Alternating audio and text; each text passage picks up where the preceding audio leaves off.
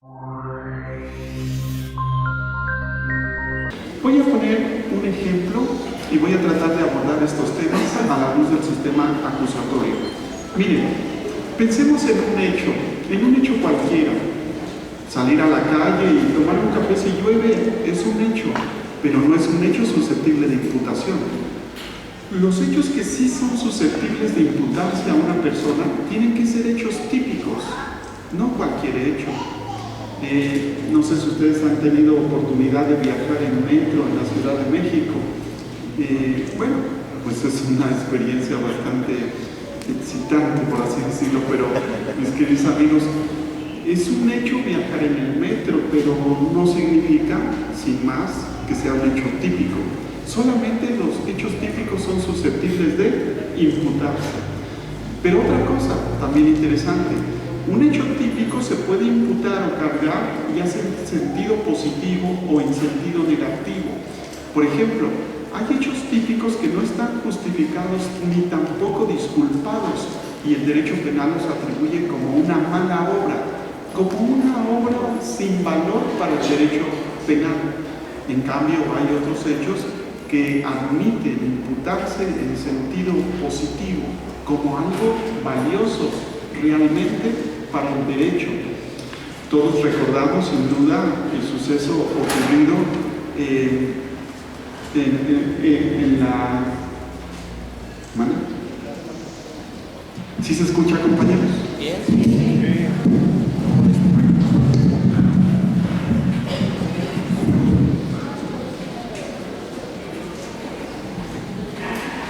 Compañeros, no sé si se escucha. Sí. Tal vez hemos estado hablando solo, pero bueno, mis queridos amigos, les decía brevemente, recordamos el caso de la guardería ABC, igual recordamos cómo un joven tuvo el valor de tomar la camioneta de su padre para repetidas veces hacerla estrellar contra la pared. Este joven realiza una conducta, sin duda alguna esa conducta es típica de daño en propiedad, pero esa conducta típica no admite atribuirse como algo negativo, sino como algo positivo. Fíjense que hay una razón de mérito que la justifica, un estado de necesidad justificante. Entonces el título de la imputación en mérito ha de quedar como sigue: daño en propiedad consumado instantáneamente bajo un estado de necesidad justificante donde intervino el autor directo en forma de acción dolosa.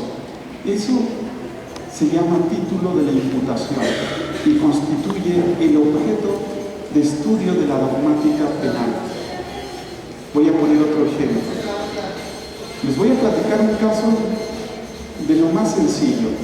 Una persona conduce un automóvil, pasa la luz roja por descuido y atropella a un peatón. El peatón fallece, pero fallece en el hospital debido a las lesiones graves. Fue al hospital, pero fallece en el hospital, en la clínica, precisamente por un error imperdonable que cometió el médico. El médico transfundió sangre de otro tipo o de otra clase. ¿Cómo tenemos que imputar este hecho? Cuando tenemos un hecho en donde intervienen dos personas, normalmente se recomienda o se sugiere comenzar con el más cercano al que está la realización del hecho. En este caso, ¿quién está más cercano a la muerte? Pues desde luego el médico. El título de la imputación para el médico quedaría como sigue: homicidio simple consumado instantáneamente donde intervino el autor directo en forma de acción culposa. El título de imputación para el automovilista quedaría como sigue: lesiones graves consumadas instantáneamente donde intervino el autor directo en forma de acción culposa. Fíjense bien, esto es lo que requiere el Código Nacional de Procedimientos Penales en todos los casos. En todos los casos, el Código Nacional exige que un hecho se clasifique con los siguientes elementos. Primero, que se identifique cuál es el tipo penal que se va a atribuir. En el caso planteado, para el automovilista fueron lesiones graves. Ahora, nos exige el Código Nacional que identifiquemos el grado de ejecución del hecho. En el caso planteado ha sido consumado instantáneamente. Luego, el Código Nacional nos exige que identifiquemos la forma como intervino el sujeto activo. Desde luego que intervino como autor Más adelante, el Código Nacional nos exige que precisemos cuál es la naturaleza de la conducta. Evidentemente, estamos en presencia de una acción culposa. Si, además de lo anterior, concurre un tipo penal cualquiera, por ejemplo, daño en propiedad, tendríamos que aplicar reglas de concurso y nos lo exige el Código Nacional. Entonces, si son dos tipos penales los que concurren, cada uno de ellos tiene su grado de ejecución, su forma de intervención y su naturaleza dolosa o culposa. Por lo tanto, si en el caso planteado el automovilista, además de causar lesiones graves, también causó daño en propiedad, el título de la imputación o clasificación jurídica, como le denomina el Código Nacional, tendría que quedar de la siguiente manera: lesiones graves consumadas instantáneamente donde intervino el autor directo en forma de acción culposa en concurso ideal. ¿Por qué? En concurso ideal porque es una misma conducta con la que se causan dos resultados. En concurso ideal con daño en propiedad consumada instantáneamente donde intervino el autor directo en forma de acción culposa. Déjenme poner otro ejemplo, pero ese es el objeto de la dogmática. El objeto de la dogmática consiste en imputar un hecho y su objeto de estudio está representado por la palabra imputación. Imputación, como ya dijimos, de latín imputare, significa cargar. Entonces, cuando imputamos, le cargamos un hecho a una persona, ya sea una persona física o a una persona moral. Voy a ponerles un caso que sucedió en Ciudad Juárez. Miren, en Ciudad Juárez ocurrieron los siguientes hechos. Por cierto que me llamó un fiscal para decirme lo siguiente: licenciado Quintino, me dijo, ¿le puedo platicar un caso? Adelante, ¿de qué se trata? Fíjese que aquí en Ciudad Juárez, Chihuahua, una señora al llegar a su domicilio pasó a la recámara y al abrir la puerta de la recámara lentamente encontró en el interior a su esposo. El señor estaba del techo al cuello sostenido por una cuerda. ¿Y qué pasó? Dice la señora que se acercó a su esposo y que en ese instante él estaba inconsciente, pero con vida. ¿Y qué pasó? Le pregunté. Dice la señora que esperó 2 horas antes de llamar a la policía. Seguramente muchas de ustedes son felizmente casadas y habían tomado otra actitud. Tal vez alguien hubiese corrido con los brazos abiertos, aunque no sin cierta inclinación hacia abajo. Pero bueno, mis queridos amigos, aquí lo importante es que la señora simplemente no evitó la muerte, pudiéndolo haber hecho. Y me pregunto, oiga, licenciado, ¿podemos imputarle la muerte del marido a la señora? Y de ser así, ¿cómo? ¿Cómo construir el título de la imputación? ¿O cómo clasificar este hecho en el sistema acusatorio? Es decir, el sistema acusatorio nos pide tipo penal, grado de ejecución, forma de intervención, naturaleza de la conducta y clase de concurso, si fuera el caso. Le dije, mira, ¿sabes? Lo que me estás comentando me recuerda poderosamente un hecho ocurrido en Valladolid, España. Pero en Valladolid pasó al contrario, porque al llegar a su domicilio el marido encontró sobre la alfombra a su esposa. La señora estaba en la sala, sobre la alfombra, provocándose el vómito. La señora le alcanzó a decir a su esposo, háblale a un médico de urgencia, pronto, trague pastillas como para matar a un caballo, háblale. ¿Qué creen, sin embargo, que hizo el marido? No regresó en 3 horas, sin ningún médico, ya estaban otras personas, familiares también, tratando de hacer un lavado de estómago. Un médico inútilmente trató de evitar la muerte, pero quedó constancia que si hubiese llegado antes, hubiese sobrevivido la víctima. Me preguntó el fiscal, ¿y cómo se resolvió ese caso en Valladolid, España? En Valladolid la clasificación fue esta: homicidio en razón de parentesco consumado instantáneamente donde intervino el autor directo en forma de comisión por omisión dolosa. Entonces así tendría que responder también en Ciudad Juárez la persona. Le dije, mira, lo que me acabas de platicar también me recuerda otro caso, pero ocurrido en Alemania, Berlín. Fíjense, por cierto, en Berlín se trata de un caso que todavía no lo entiendo. una joven de 24 años y de corazón duro, de corazón frío, tuvo la diabólica idea de dar por concluida la relación de noviazgo que tenía con su novio. Y digo diabólica idea porque faltaban 8 días para el 14 de febrero. Casual. Quizá no le quiso dar un regalo. Llegado el día 14 de febrero, el joven le hizo una llamada telefónica a su celular, pidiéndole que se era tan amable de acudir a su domicilio. Con qué gusto y con qué placer, la joven de corazón frío dijo que sí, que cómo no, que claro. Tal vez estaba decidida a no negarle, al menos ese día, ningún favor. Entonces hizo presencia física de inmediato. Al llegar, la trató de lo más amable y pronto le pidió que regresaran, a lo que ella dijo que no y que 1000 veces no. Entonces el temperamento le cambió. Ahora el joven se tornaría violento. Hizo atar una de esas cuerdas del cortinero a la viga de la habitación. Se subió a una silla, se ató a la cuerda y entonces advirtió a su novia diciéndole: si no regresas conmigo, sería capaz de hacer a un lado la silla con el pie y morir de esta manera por ti. ¿Qué creen que le respondió la joven de corazón frío? Le dijo: mira, cabrón, pero bueno, pero en alemán es Strafhaftamstand. O sea, le dijo: mira, cabrón, por actitudes como esta, por chantajes como este, es precisamente que acabo de regresar con tu amigo Armando.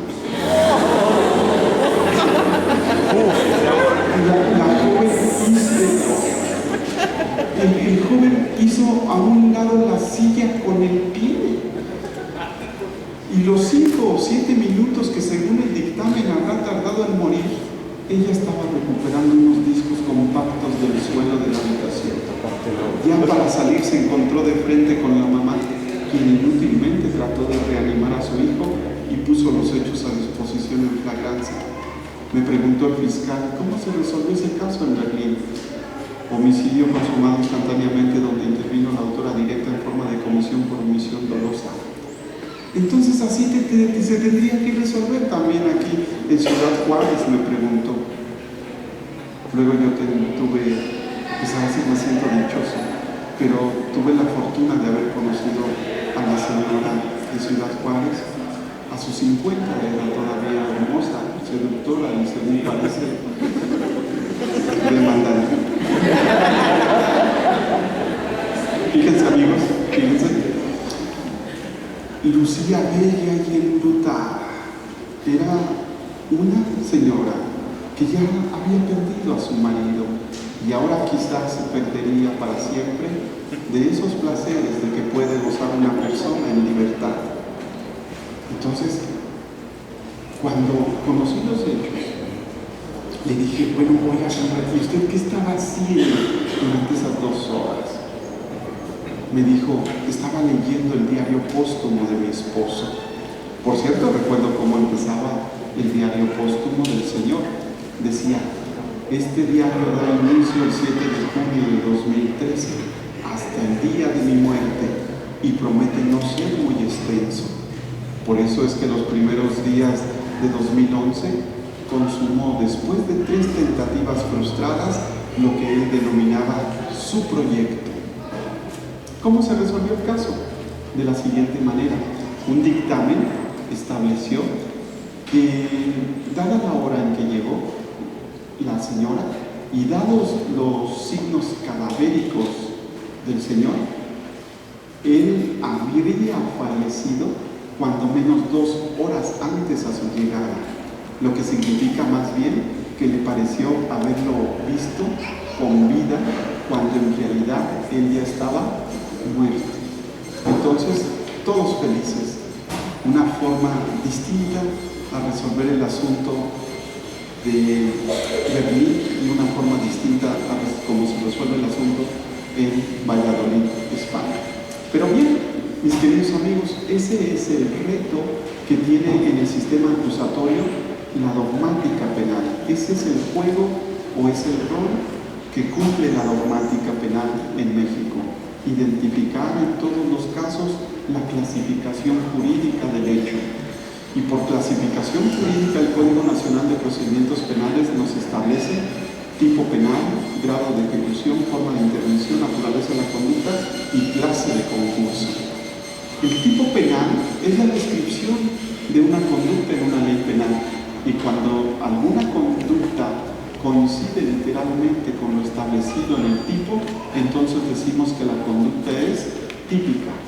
¿Cuáles son los distintos grados de ejecución de un hecho? Recuerden que los tipos penales protegen bienes jurídicos. Si el bien jurídico protegido en un tipo se lesiona, entonces estamos en presencia de la consumación.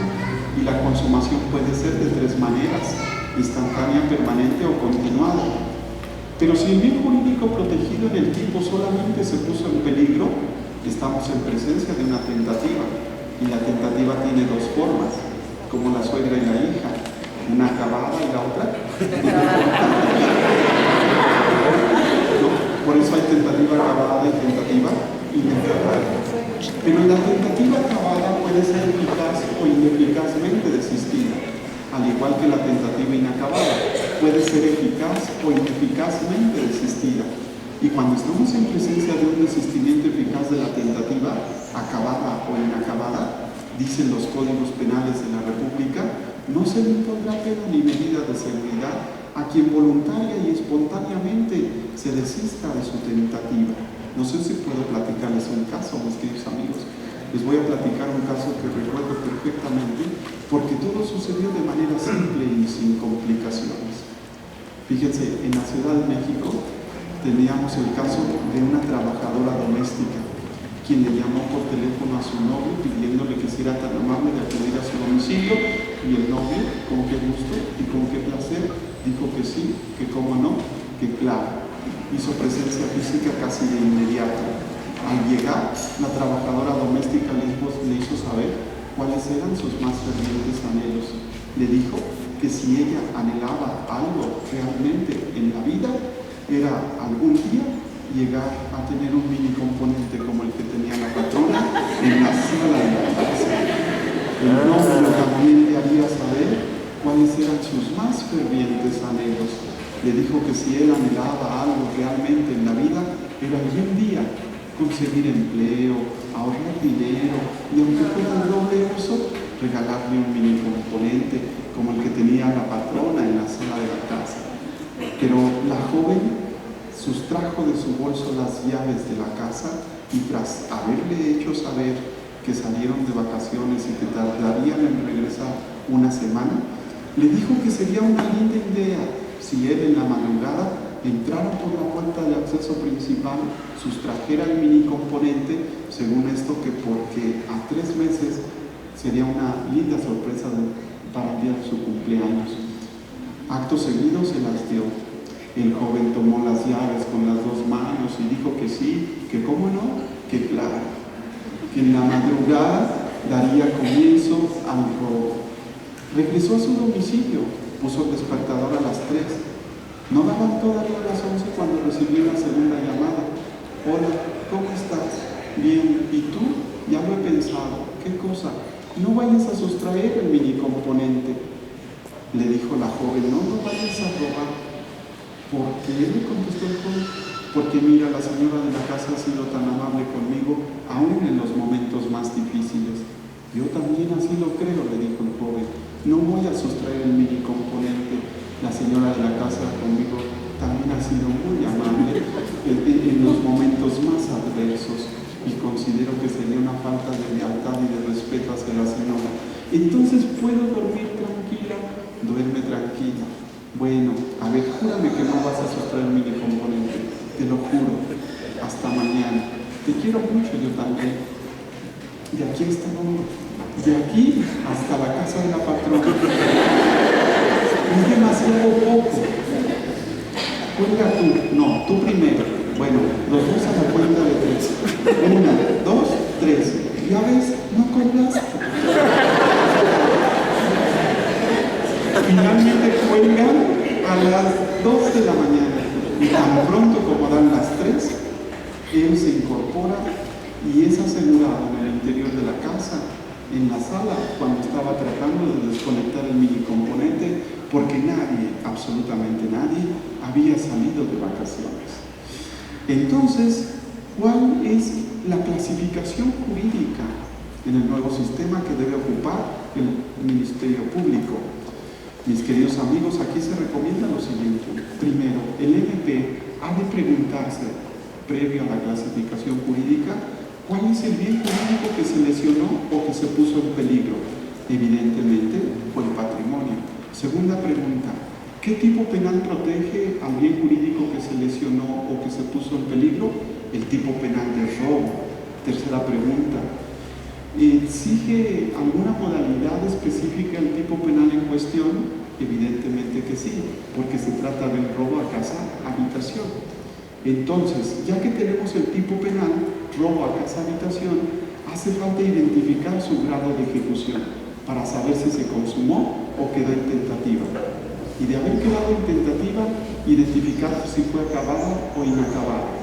Evidentemente, estamos en presencia de un robo a casa, habitación, cometido en grado de tentativa inacabada, donde intervino el autor directo en forma de acción dolosa y pronto se le llamó a comparecer a la trabajadora doméstica y con relación a las llaves se le preguntó y ella habrá dicho que sí, que cómo no, que claro, que si bien es cierto que se las dio a su novio, también es totalmente cierto que le llamó por teléfono y él le había jurado no sustraer el componente. Pregunta, amigos, ¿sería válido o eficaz el desistimiento de la partícipe inductora? ¿Qué se requiere para que sea válido el desistimiento de un partícipe o el desistimiento de un coautor? Se requiere que haya neutralizado el sentido de su aportación al hecho. ¿Cuál fue en este caso el sentido de la aportación al hecho por parte de la trabajadora doméstica? Haberle entregado las llaves.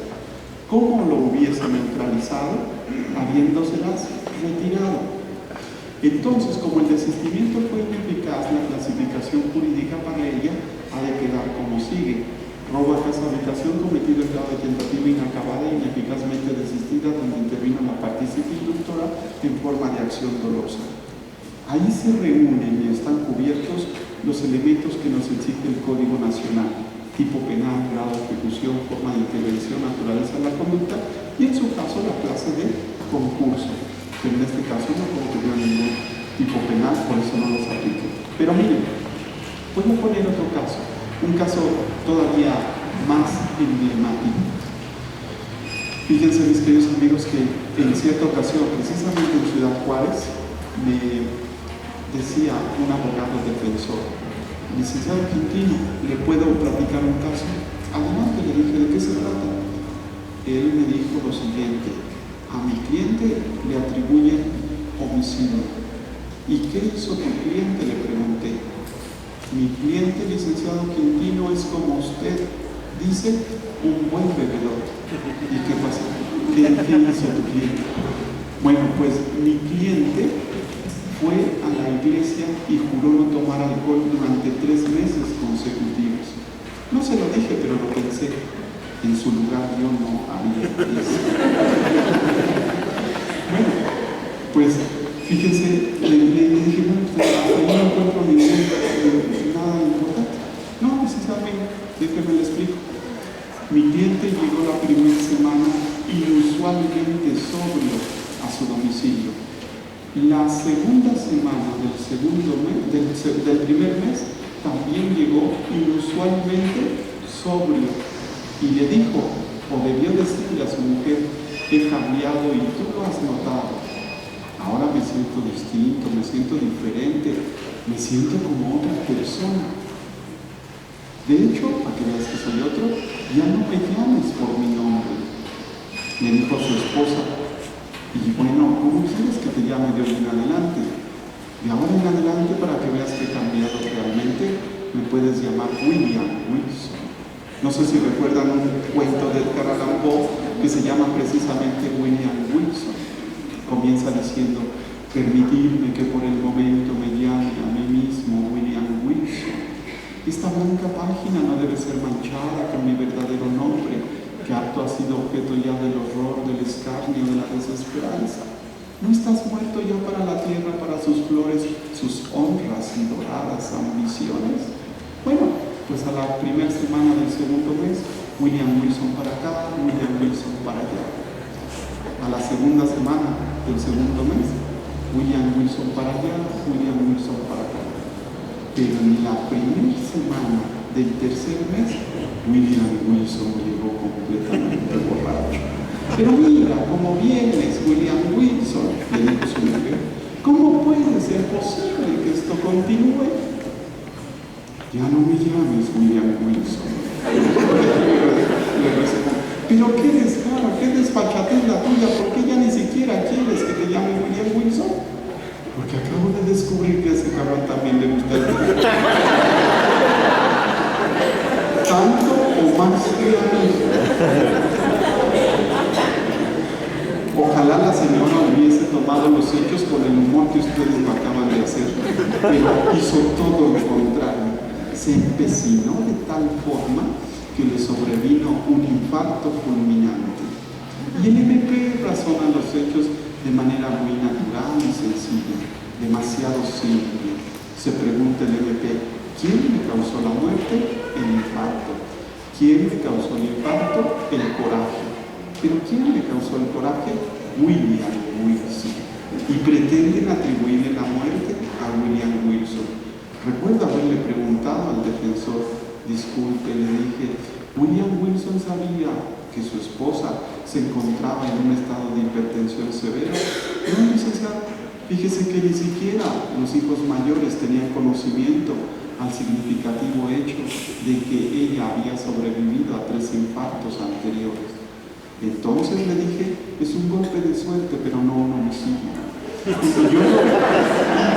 Yo lo he intentado y estoy en eso.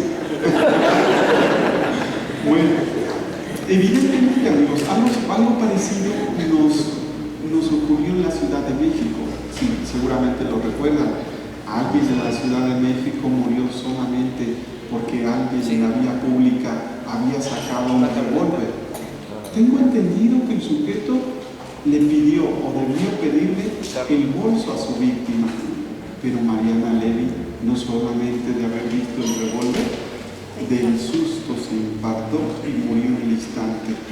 Creo que el sujeto activo le dijo o debió decirle: señora, le pedí el bolso, no la vida, pero ella no estaba para escucharlo. Entonces, fíjense, ahora el Código Nacional, qué bonito, el último párrafo del 487 nos establece algo muy significativo. La sola causalidad del resultado por sí misma no puede fundamentar responsabilidad ninguna. O sea, pueden tener un caso donde evidentemente haya o exista causalidad, pero no significa que con la sola causalidad tenga como consecuencia una responsabilidad penal. Evidentemente que William Wilson le causó el coraje que derivó en el infarto y con ello también en la muerte.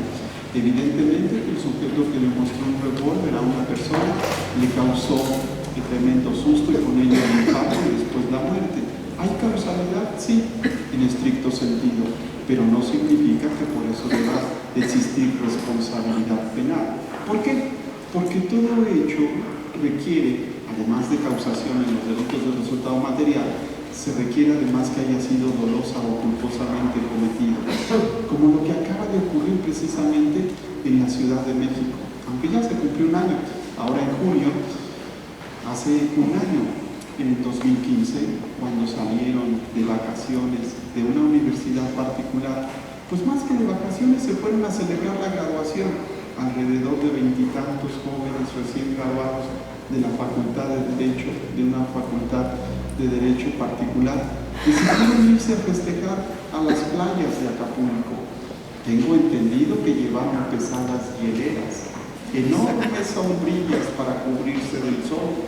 Tengo entendido que una joven recién graduada, tuvo la brillante idea de prepararse una michelada.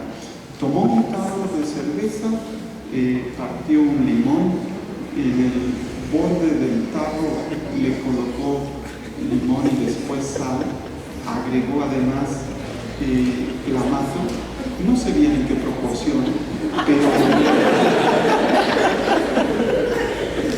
después cerveza. Ella tenía en la mano izquierda el cuchillo, lo conservaba todavía, y con la mano derecha el tarro de cerveza. Cuando un joven compañero de ella tuvo la diabólica idea de hacerle una broma pesada, fíjense que este joven tomó un vaso desechable de unicel, sustrajo agua helada de una hielera. Momentos previos a los hechos, él estaba quizá disfrutando del horizonte, de la playa, viendo pasar tal vez a las bañistas con sus espaldas tatuadas, balanceando sus dones.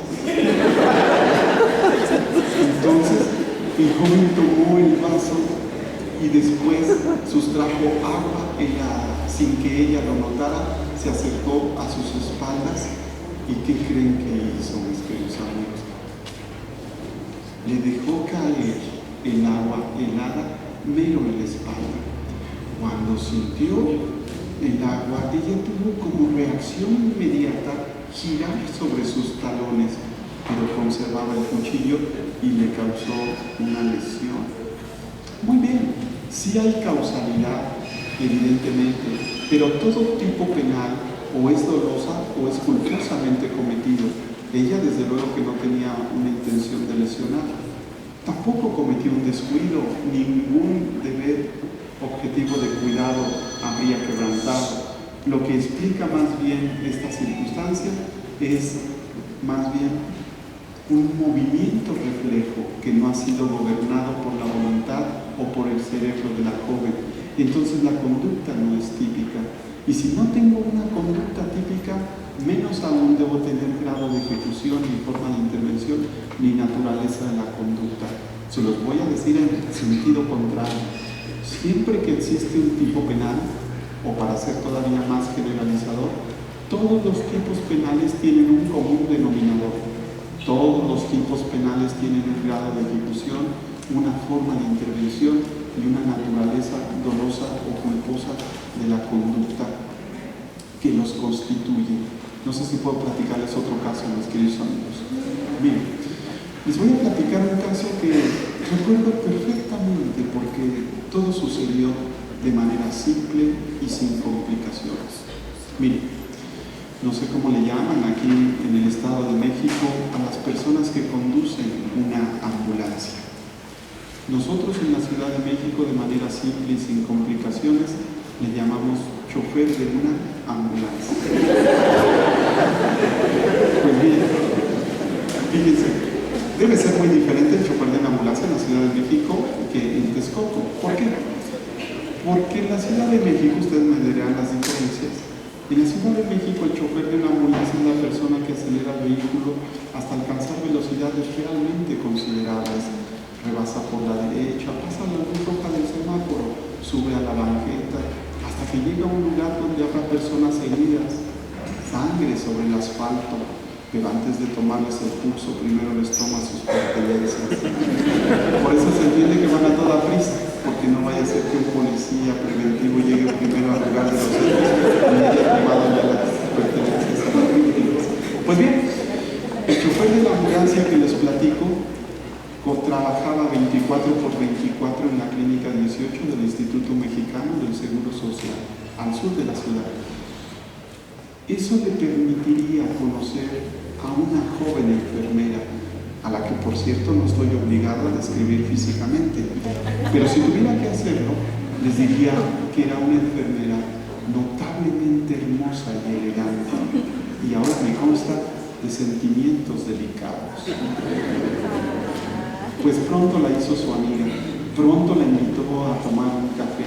Ella tenía el mismo horario 24 por 24, a las 3 de la mañana, la invitó a tomar un café en el interior de la casetita, del interior del estacionamiento donde se guardan las ambulancias. Con qué gusto y con qué placer. Ella dijo que sí, que cómo no, que claro. Fueron a tomar un café al interior de la casetita del interior del estacionamiento. No estoy obligado a describir el interior de la casetita, pero si tuviera que hacerlo, les diría que es una casetita que mide 3x3. Afortunadamente no tiene ventanas, aunque cuenta con una puerta de acero. En el interior hay alfombra y un sillón aterciopelado. Un escritorio de madera muy sólida. Una silla que finalmente mandamos reparar. Pero bueno, mis queridos amigos, aquí lo interesante es que estaban a las 3 de la mañana tomando un café. De buenas a primeras él se incorporó, se puso de pie y trató de imponerle la cópula a su víctima. La víctima, creo haberles dicho, o debí decirles, era muy inteligente, porque además de apartarlo con los brazos y decirle que no, y que 1000 veces no, le dijo: esto no debe ser a la fuerza. Si me deja salir un par de minutos, hacer un par de llamadas telefónicas, a mi regreso lo que tú quieres sería voluntariamente. Y el sujeto activo parecía, sin embargo, no escucharla. Y ella no dejaba de darle el mismo mensaje: déjame salir 2 minutos y a mi regreso lo que tú quieres sería voluntariamente. Pero él parecía no escucharla. Necio, terco, testarudo, obstinado, obcecado, insistente, persistente, aferrado. Ayúdenme con los sinónimos. Dicho sea brevemente, le hacía notar a su víctima cuál era la firmeza de sus convicciones. Pero cuando la víctima menos lo esperaba, él, quizá con la mirada en la diagonal, le dijo: está bien, aquí te aguardo. Y la dejó ir. Y regresó en 3 minutos, con 4 personas de seguridad que hicieron posible la puesta a disposición en flagrancia. El MP debe preguntarse en cualquier caso: ¿cuál es el bien jurídico que se lesionó o que se puso en peligro? Evidentemente la libertad sexual. ¿Cuál es el tipo penal donde se protege el bien jurídico, el tipo penal? ¿Cuál es el tipo penal donde se protege el bien jurídico? Evidentemente el tipo de violación. Tercero, pregunta, compañeros: ¿ese tipo penal se consumó o quedó en grado de tentativa? Grado de tentativa. ¿Esa tentativa fue acabada o inacabada? Inacabada. ¿Eficaz o ineficazmente desistida? Ineficazmente desistida. Hasta ahí ya llevamos una violación cometida en grado de tentativa inacabada, ineficazmente desistida, donde intervino el autor directo en forma de acción dolosa. Evidentemente que el abogado defensor de este caso buscará un desistimiento eficaz de la tentativa. Por ejemplo, ya en un alegato de apertura o en un alegato de clausura, un abogado defensor podría dirigirse de esta manera frente al tribunal de enjuiciamiento. Después de haber relatado los hechos, podría decir: honorable tribunal de enjuiciamiento, los hechos que nos ocupan para esta defensa son susceptibles de la siguiente clasificación jurídica: violación cometida en grado de tentativa inacabada, eficazmente desistida, donde intervino el autor directo en forma de acción dolosa, por lo que esta defensa solicita que no se le imponga pena ni medida de seguridad a mi representado, toda vez que, conforme lo establecen las leyes penales, a quien se desista voluntaria y espontáneamente de su tentativa no debe imponérsele pena ni medida de seguridad alguna. Pues bien, eso es, digamos, la labor que cumple la dogmática jurídica en el sistema acusatorio. Pero más que clasificar un hecho, les voy a decir dónde está la clave.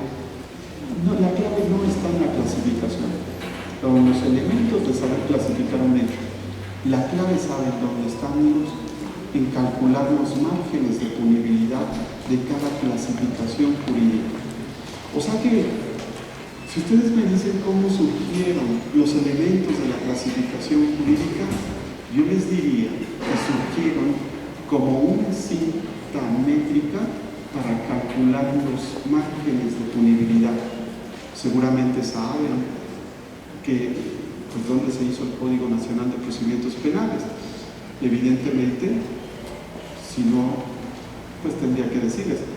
El Código Nacional de Procedimientos Penales se pensó, se proyectó, se redactó en lo alto del piso 17 de Reforma 211, es decir, en el edificio central de PGR. En cierta ocasión, en 2013, porque desde luego que ustedes recordarán que quien estuvo a cargo del proyecto fue el entonces procurador Murillo Karam. En 2013, y fíjense, recuerdo que aquí está mi querido amigo Arturo Farelas, íbamos camino a Guanajuato cuando recibí una llamada del entonces procurador Murillo Karam, que me quería ver en su oficina. Evidentemente que dimos vuelta en U y regresamos pronto al edificio central. Pues me preguntó el entonces procurador, licenciado Quintino, mire, ¿qué función en el sistema acusatorio tendría que cumplir lo que en el sistema tradicional se llamaba cuerpo del delito y probable responsabilidad?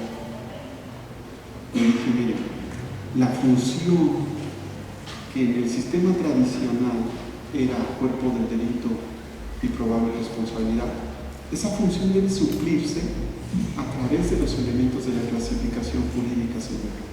¿Cuáles son esos elementos?, me preguntó. El tipo penal, el grado de ejecución, la forma de intervención, la naturaleza de la conducta y en su caso la clase de concurso. ¿Por qué?, me volvió a preguntar. Porque es la forma más directa, más precisa de calcular un marco de punibilidad.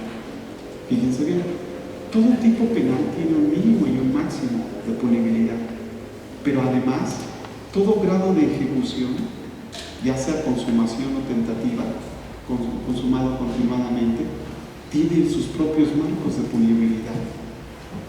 Toda forma de intervención cuenta con marcos de punibilidad. Por eso no es lo mismo castigar a un partícipe que a un autor. Pues al partícipe normalmente se le sanciona con el punto 75 del autor. Ahora, toda conducta dolosa o culposa tiene marcos de punibilidad establecidos. Por eso un hecho culposamente cometido normalmente se sanciona con el punto 25, es decir, con una cuarta parte de la pena correspondiente al delito doloso. ¿Y por qué el concurso?, me dijo. Porque el concurso también tiene marcos de punibilidad específicos. No es lo mismo, desde luego, un marco de punibilidad para un concurso real que para un concurso ideal. Entonces, amigos, si se dan cuenta, la clasificación jurídica surgió como una cinta métrica para saber calcular los márgenes de punibilidad en un caso concreto. Ahora creo que un MP que no sepa clasificar un hecho en el sistema acusatorio es lo más parecido a un búho extraviado en el centro de un tejado, sin alcanzar a ver nada, sin entender nada. Solamente podría decir, aunque con gran solemnidad,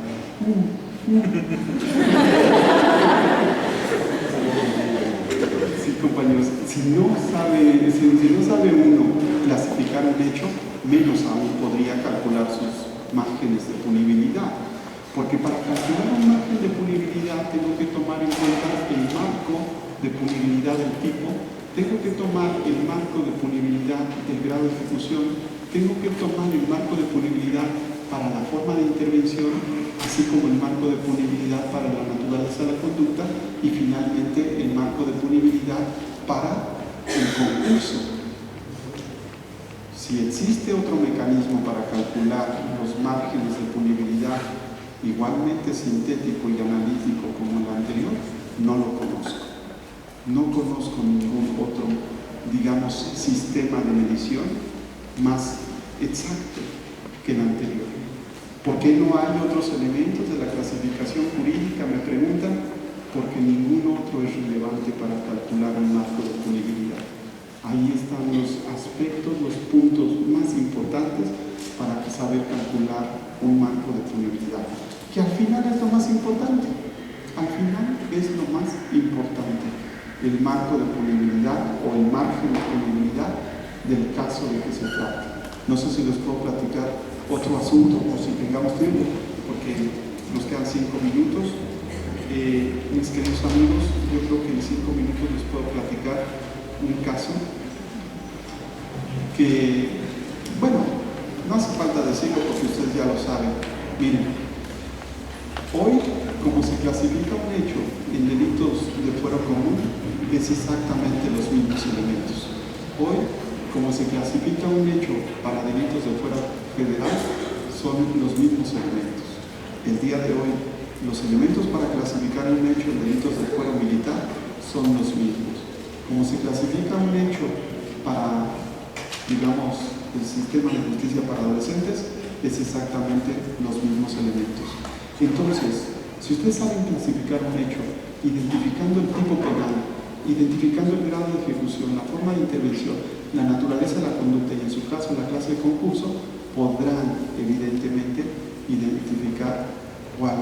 clasificar cualquier asunto en toda la República para delitos de fuero común, delitos de fuero federal, de fuero militar y de justicia penal para adolescentes. Los elementos de la clasificación jurídica es una constante en todos esos sistemas. Cuando se pensó, se proyectó, se escribió, se redactó el Código Nacional, pues los procesalistas seguramente tenían muchas inquietudes y me dijeron, a ver, Quintino, ¿cómo clasificarías un hecho donde una persona interviene como partícipe cómplice, pero se desiste? Y bueno, pues ahí estoy clasificando hechos, clasificando conductas. Ahora, ¿cómo clasificarías un hecho donde interviene un coautor bajo un error de prohibición vencible? Y bueno, en fin, les dije, bueno, mis queridos amigos, déjenme someter a una prueba de 1000 casos. Les dije, los elementos de la clasificación jurídica. 1000 casos, me contestaron. ¿Y cuánto tiempo te llevaría? 3 semanas. En 3 semanas no clasifiqué 1000 casos, clasifiqué 500, que luego publiqué en un hermoso libro que se llama 500 casos. Y esto, digamos que se publicó en 2014, pero se hizo en 2013, cuando el Código Nacional apenas era un proyecto y cuando estábamos pensando cómo suplir lo que antes era cuerpo del delito y lo que antes era probable responsabilidad. Finalmente, amigos, les voy a platicar un caso que recuerdo perfectamente porque todo sucedió de manera simple y sin complicaciones. Miren, mis queridos amigos, en cierta ocasión, en Ciudad Juárez también, fíjense que cuando a mí me invitan a dar una plática, evidentemente que no me he negado jamás por motivos de seguridad. Por eso conozco los lugares quizá más peligrosos de la República. Por ejemplo, Ciudad Juárez, Reynosa, Apatzingán, Texcoco. No es cierto, perdón. Fíjense, pero no soy de la clase de profesor al que le invitan a dar una clase y pronto al restaurante y luego nuevamente a la clase. A mí me gusta, sin embargo, andar, caminar, recorrer los lugares que conozco. Por eso en Ciudad Juárez, fíjense que no me daban todavía las 4 de la mañana cuando ya me había alejado suficientemente del centro de la ciudad y traté de regresar pronto al centro de Ciudad Juárez. ¿Dónde pasa? Pregunté el transporte público que me acerque al centro de Ciudad Juárez. En el cruce de las avenidas pasa el transporte público que precisamente dice Centro Ciudad Juárez. Otras personas y un servidor estábamos esperando el transporte público cuando de buenas a primeras una persona se acerca hacia mí y me dice: llégale de aquí o te parto la mano.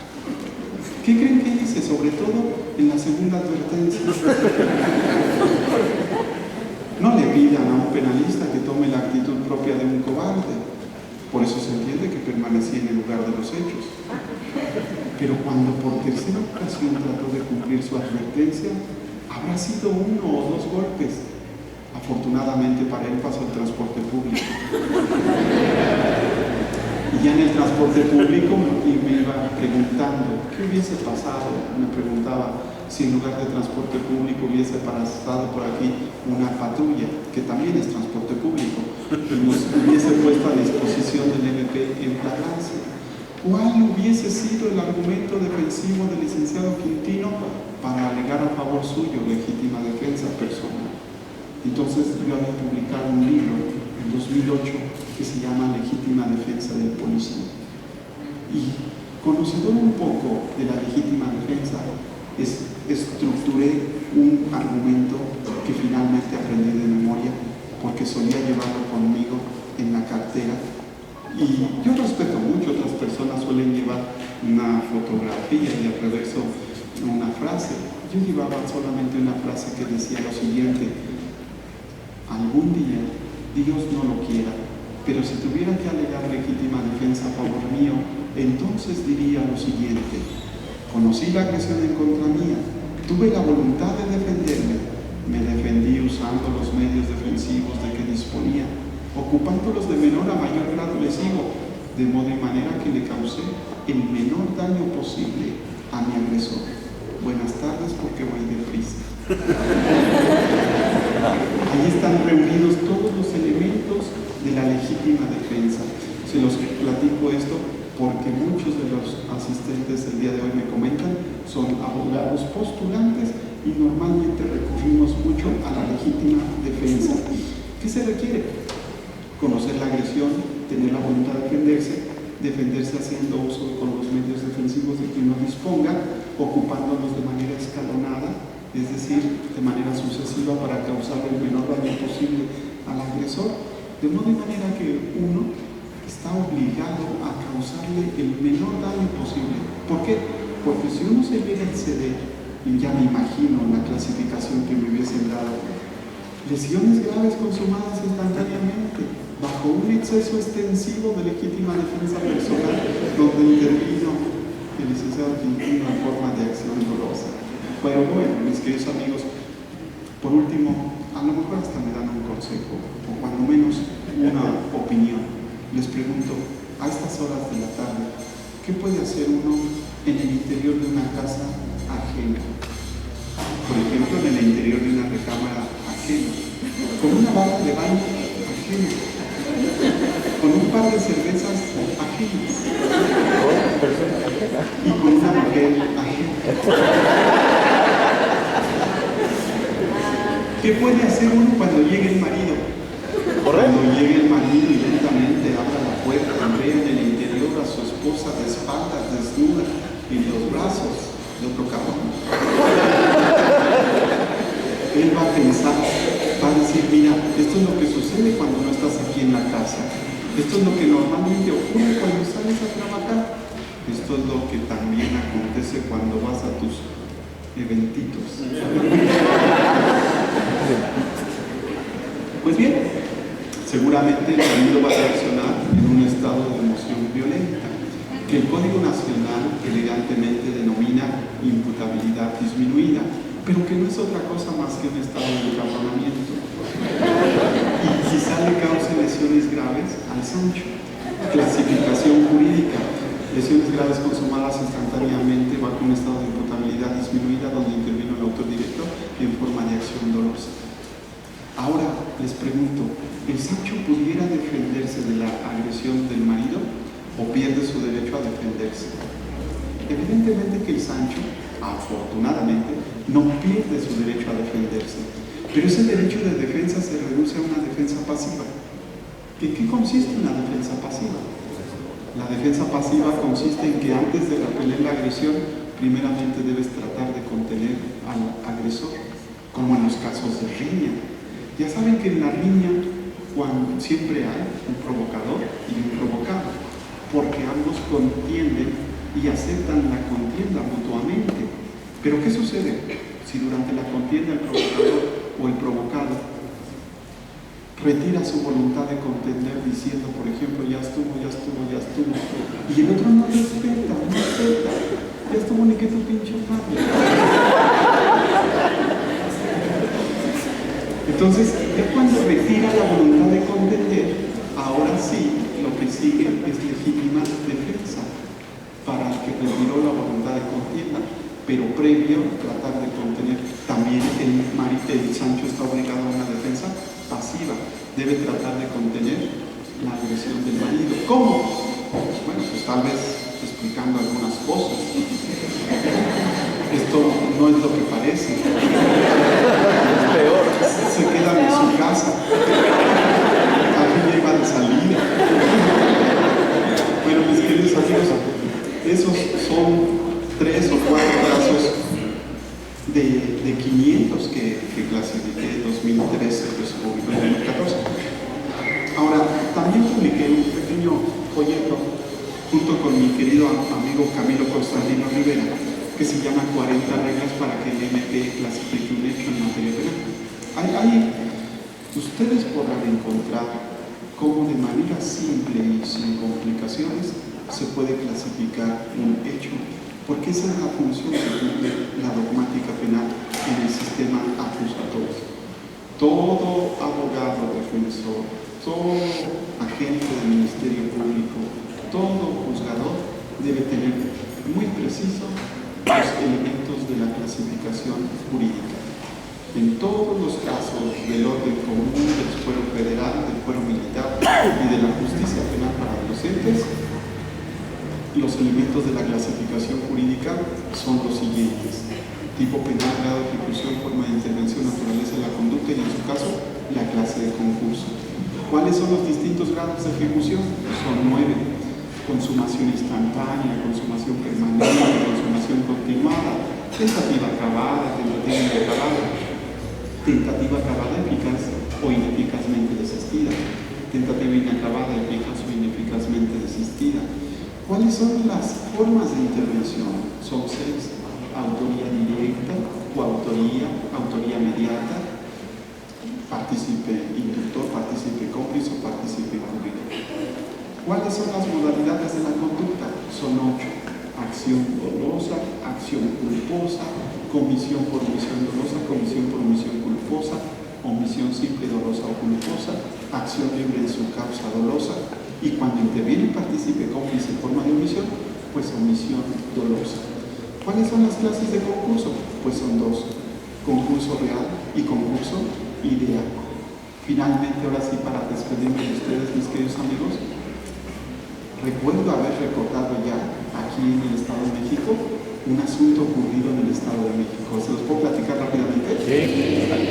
Pues fíjense, amigos, que en el Estado de México se encontraba en el interior de su casa, de la recámara, una joven de 24 años. Y se encontraba en el interior de la recámara con su primo. Pero se tomaron muy en serio una rima, que no sé muy bien cómo va. Se tomaron muy en serio una rima. No es esa, es otra. Es otra. Amores de primos son primores.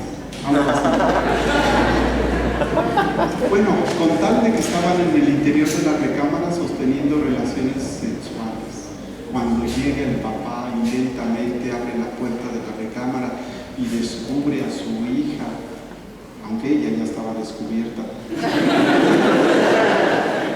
Ella, tras haberse sentido descubierta por su padre, pidió auxilio.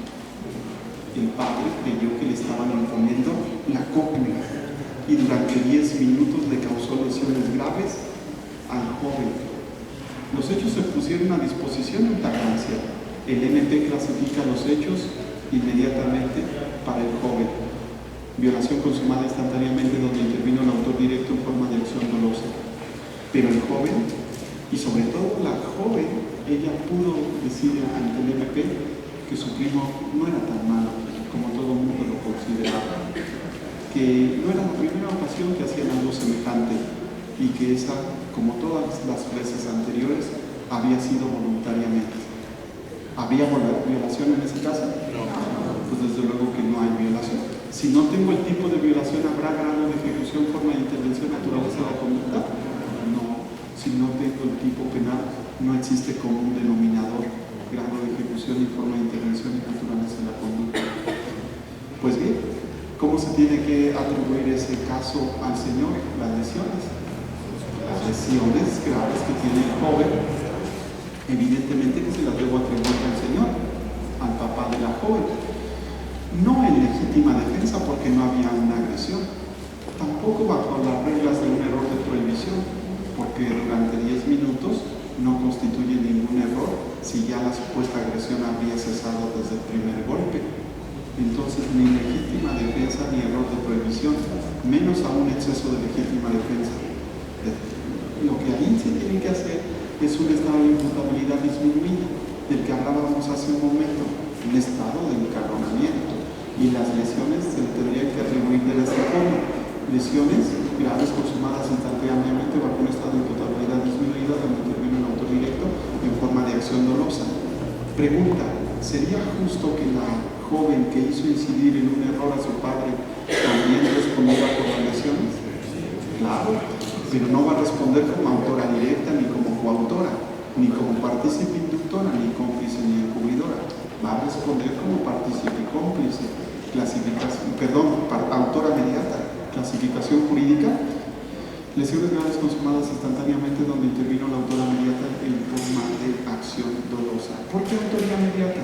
Porque el autor mediato es la persona que instrumentaliza la voluntad de alguien, ya sea valiéndose de su inimputabilidad, haciéndolo incidir en un error a través de un organismo organizado de poder o coaccionándolo.